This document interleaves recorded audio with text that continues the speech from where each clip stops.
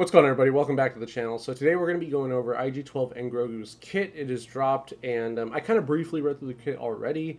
I'm actually pretty excited with this kit because there's a lot of interesting places this character can fit. Obviously, I think CG is going to try and cater him more towards Bo-Katan Mandalore whenever she comes out, but there's a lot of really interesting ways we can use this character. Really interesting kit. But yeah, let's go ahead and dive into it, and then we'll go in game because there's some things I want to talk about in game where we could potentially use this character, and also just a little bit of some concerns in terms of territory wars. So let's get started. So right off the rip, something kind of shocked me is he's not a droid. The reason that shocked me was because, you know, this character reminds me of kind of Chewie and 3PO. We all call him Chupio.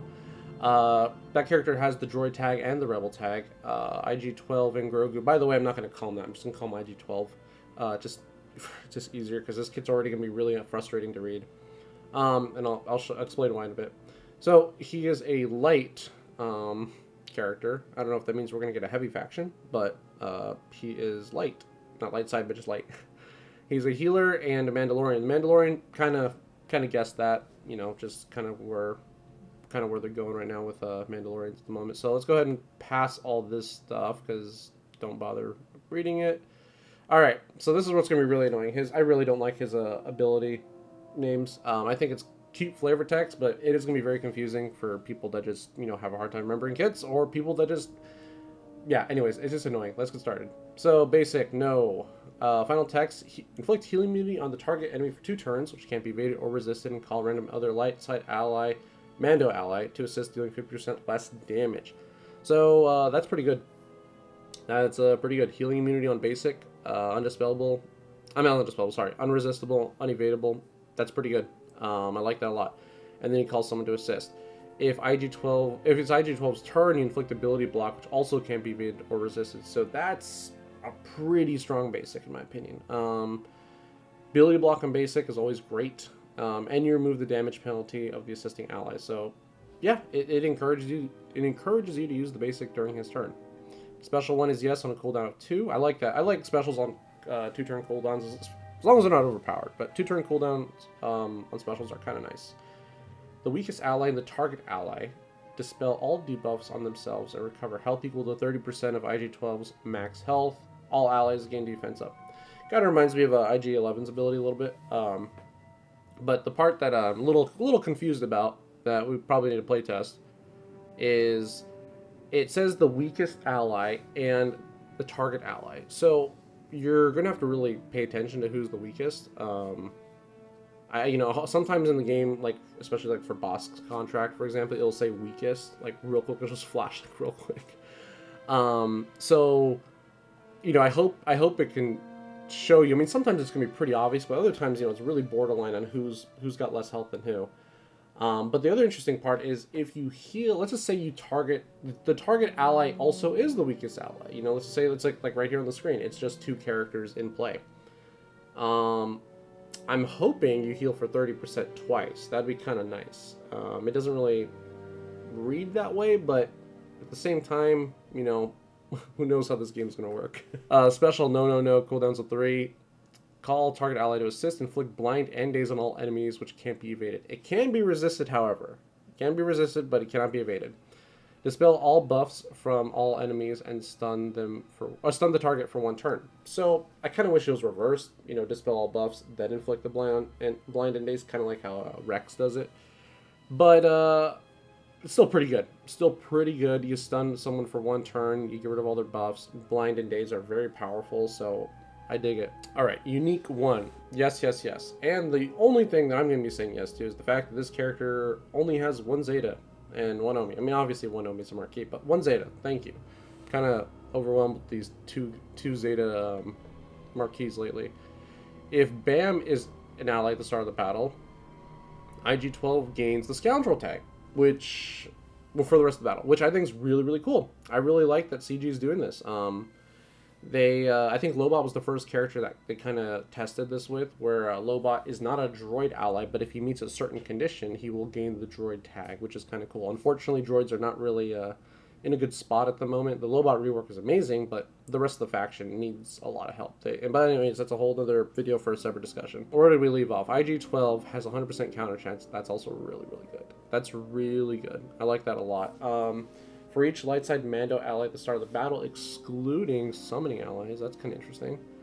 IG-12 gains 20% max health. Okay, so real quick, I don't want to be a Debbie Downer, but this little portion right here, excluding summoned allies. So a lot of you are probably thinking, you know, the same thing I'm thinking. This is probably foreshadowing that Bo-Katan Mandalore is going to summon, you know, her goons or whatever.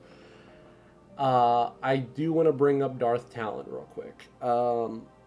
Darth Talon has the same exact thing in her kit, where if all allies are Sith at the start of the battle, blinkety blinkety blink happens.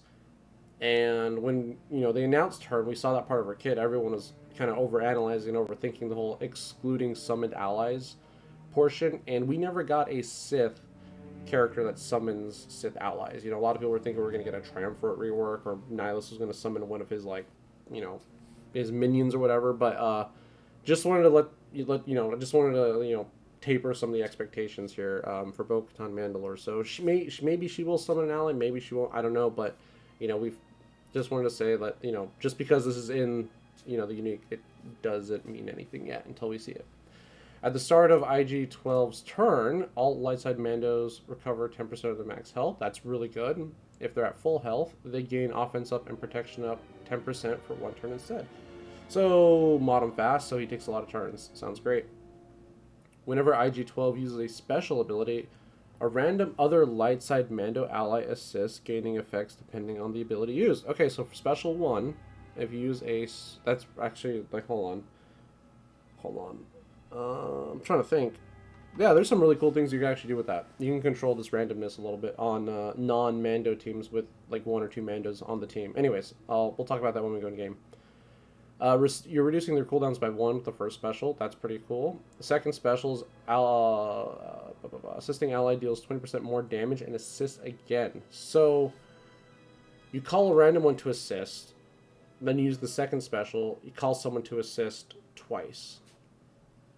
That's pretty good. That's pretty good. And the random person could be that person, so that's potentially 3 assists, right? My math is correct. If there are no other ally companions at the start of 12... Okay, so he escapes, so he's like, what? Hoda, Mon Mothma. Okay. Here we go. While in Territory Wars, the first time each light side Mandalorian ally... Oh, sorry, I butchered that. The first time each allied light side Mandalorian loses all their protection, IG-12 gains a bonus turn, and the cooldown of no is reset. And that one is... That's the Dispel, right? Yes. Okay, I just wanted to make sure, because again, the names are ridiculous to remember here. Gosh, where did I leave off? Oh, call an additional other ally whenever IG-12 uses a special ability and they gain additional effects. Okay.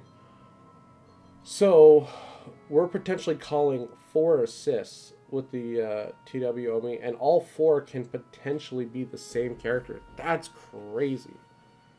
Hopefully Bo doesn't have a long animation on her basic. My God.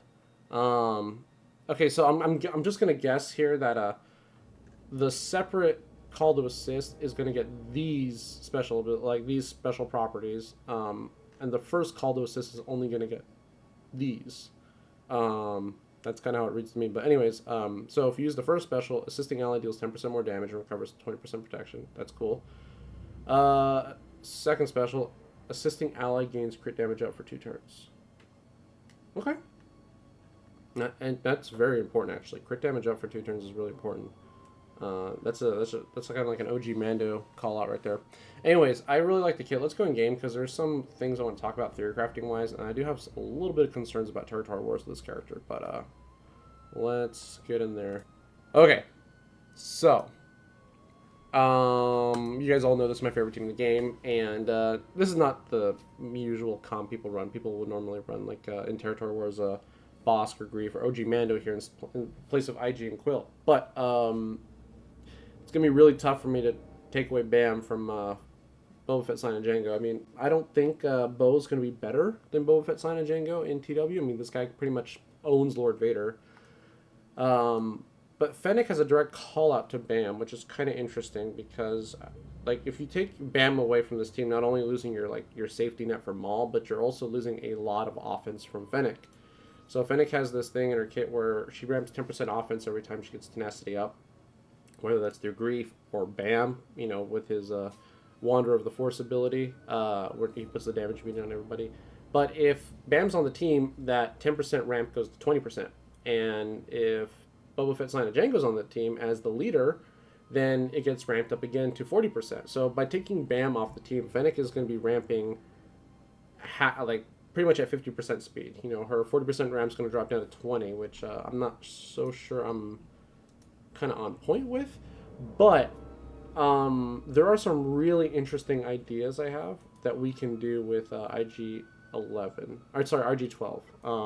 I'm going to use IG-88 as a proxy real quick, but let's just say, let's just do something like this real quick. Let's just do this. This is our IG-12, and then we'll get Bam on the team so he gets the Scoundrel contract. Where is he at? So, this is really interesting because you have a 50% chance to call either Mandalorian to assist, and the reason, this is not a real team, I'm just trying to give you guys some ideas. Hopefully someone smarter than me can come up with a better comp or better idea, but I would really like to abuse IG-12's ability to call Mandalorians to assist, because if you can call this guy to assist a lot on his basic, that's kind of crazy, because anytime he lands a crit, he gains 30% turn meter to all bounty hunter allies and all other allies. He gets 30% to himself. Everyone else gets 15% for bounty hunters. On top of that, he reduces the cooldown of his disintegrate by 1 every time he lands a crit. So if you can call him to assist a bunch of times, you're going to be able to cycle through that disintegrate very quickly. The other thing, too, is you're going to get a double savior kind of with IG-12. Unfortunately, it's only for light side Mandos, but him being able to take turns when they lose protection. So, let's just put the full Mando team on the screen for real quick. I guess I'll just do that. But the one thing I'm a little concerned about is if we trigger the Omi on IG-12, let's say someone loses all their protection. Let's say they also trigger BAMs. Well, these are bad examples because they're not even scoundrels. Whatever. They're not scoundrels, guys. That's just the way it is.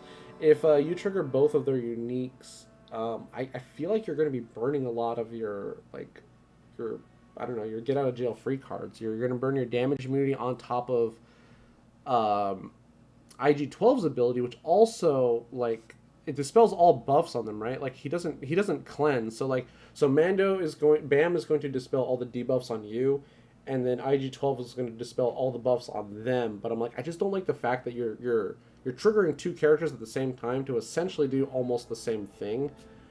Obviously, inflicting blinded days is going to be great, but it just, I don't know. This is really, really relying on Bo-Katan Mandalore to be really, really good.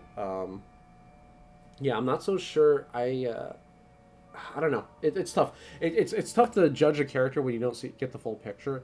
But I do think there's a lot of theory crafting options with IG-12, with BAM, and bounty hunters, or even just other scoundrels. We haven't even looked at the scoundrel faction, but there's some interesting things you can do. Honestly, if we want to do something really cool, I think, really kind of interesting was, we have our IG here. Do something like this, and then, he's going to be a scoundrel, which is kind of nuts, so, something like this, too. And again, you might be thinking this is an old team and an old comp, and you would be right, but at the same time, I'm telling you guys, the next set of Datacrons is going to be Mandalorian focused. It's just, so, Bam might get a level 9, who knows, but the fact that you can make IG-12 a scoundrel, I think, is kind of nuts, and then on top of that, you get 3 Grogus on a team, so that's kind of cute, I guess. But yeah, so there's a lot of possibilities with this team. Yeah, it's pretty cool. I really like IG-12. I think there's gonna be a lot of different avenues to use the character, and you don't need to have Bo-Katan Mandalore for the character to be good. So I like them. Other than that, guys, that's going to be it for today's video. If you enjoyed this video, please be sure to like. If I earned it, subscribe. And other than that, guys, take care. Have a great day, and I'll catch you all in the next one. See ya.